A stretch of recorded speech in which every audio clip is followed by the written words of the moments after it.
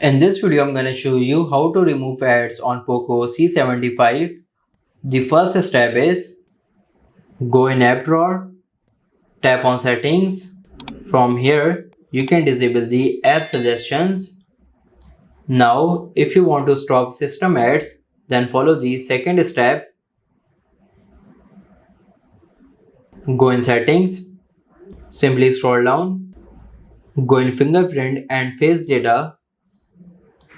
Again scroll down, go in privacy, simply scroll down, disable the enroll in user experience program.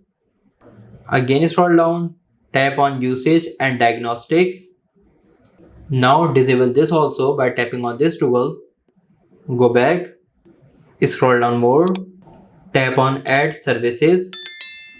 Now disable this also by tapping on this toggle. So by following these steps, you can remove ads on Poco C75. If this video helps you, like this video and subscribe the channel.